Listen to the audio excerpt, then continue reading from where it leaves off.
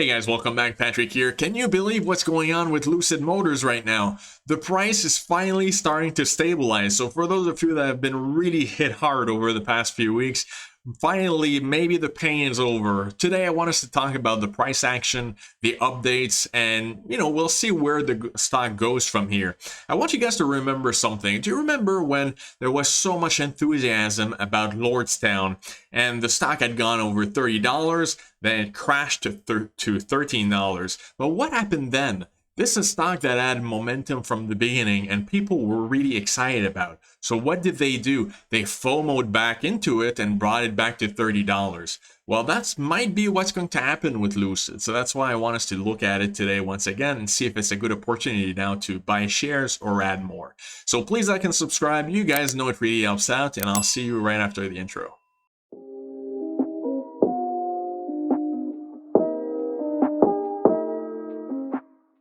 Alright friends, for those of you that were not in SPACs back then, this is the chart for Lordstown ride. And what a ride it was. Look at this. It looks more like a roller coaster than it looks a stock chart. Right? It's not a nice, steady, gradual increase. It is really boom or bust. Either it's spiking in price or it's crashing. And it did that multiple times, right? There's a triple top around $30. This can be either good or bad, right? Depending on where you bought in Lucid Motors. If we see the same type of pattern, it might really create a lot of opportunities for you. If you bought a little too high, right? I'm not talking about $64 where right now you are bag holding, but let's say you bought mid 30s or something like that. Well, it's very likely that we're going to see that peak that we had before, that huge crash that we have right now, and it's going to come back because people have shown their interest in the stock. And that's why I track the gap between the 52-week high and the current share price.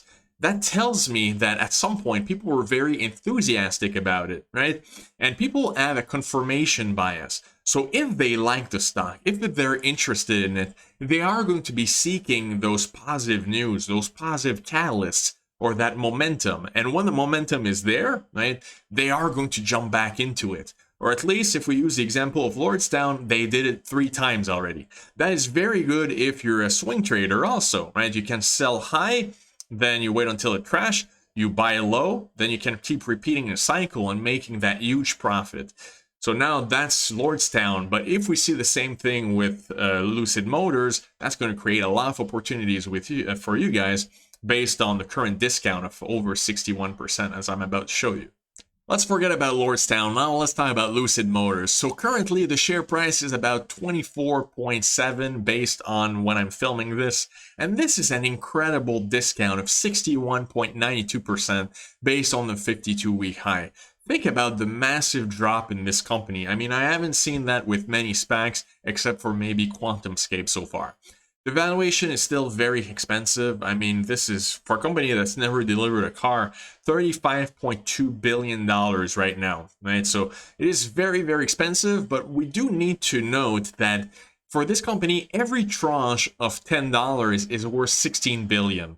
So recently it was above $30, right? The last video I made about this company, the share price was at 35 and now it's at 25. So the valuation changed $16 billion over the past week or two. So that is why, of course, every time the price drops for this company, there's such a huge difference in the valuation that it becomes more and more interesting.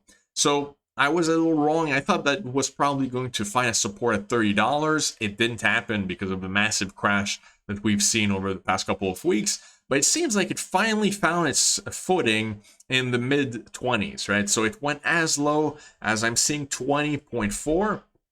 But since then, it actually recovered a little bit, and now it's sitting at 24.70. And this, if you look at the chart, look at how it's forming that support right now. It's not going up very rapidly.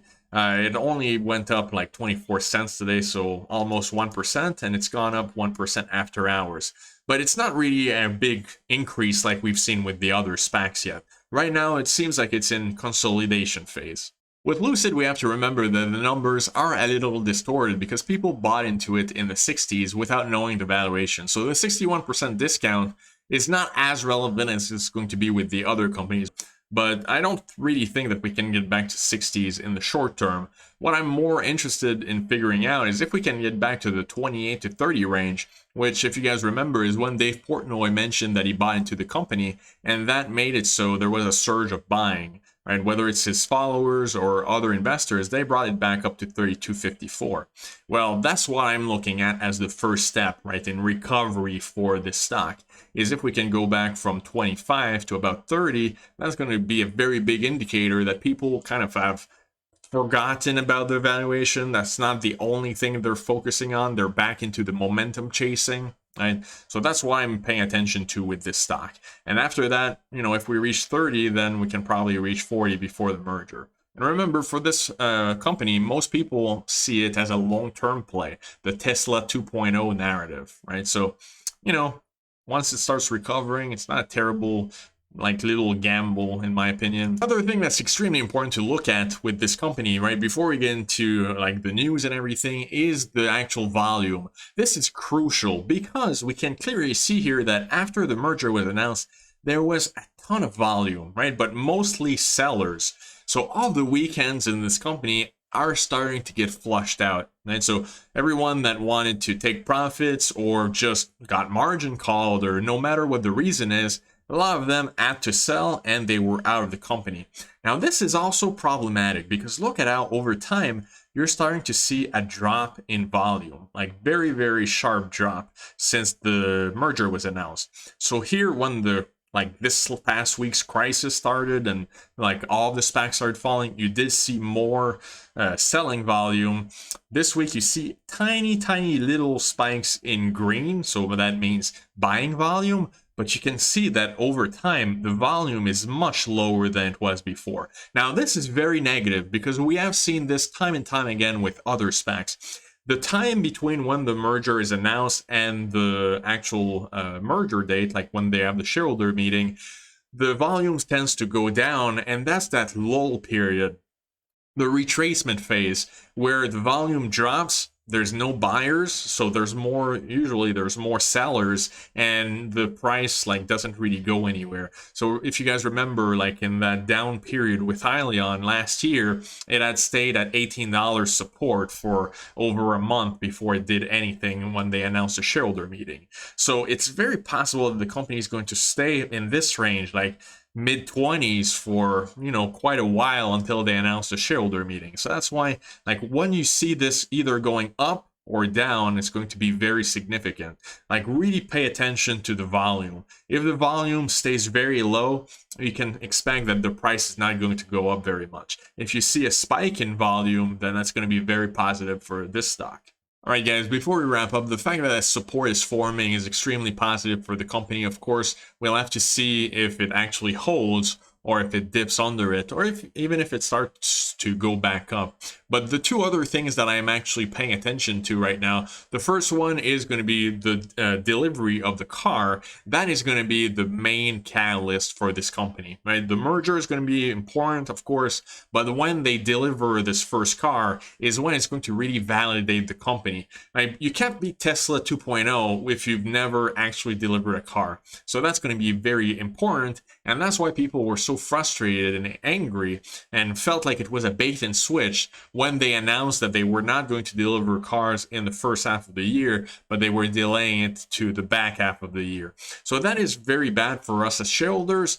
But recently I saw, and you guys might have read this already, that Peter Rawlinson gave an interview and he got a lot of advice from advisors and Michael Klein from Churchill Capital saying that they should probably not rush into it, and there was more upside than downside to delaying it to the second half of the year, because since they're trying to establish a luxury brand, they really can't afford to rush into it, and then the first models that come out of the factory on the assembly line, there's recalls or defects or consumers aren't happy. I mean, the vehicles are worth $160,000, right? So when you put it that way, I'm not as angry as I was before about the delay. It's not really a bait and switch.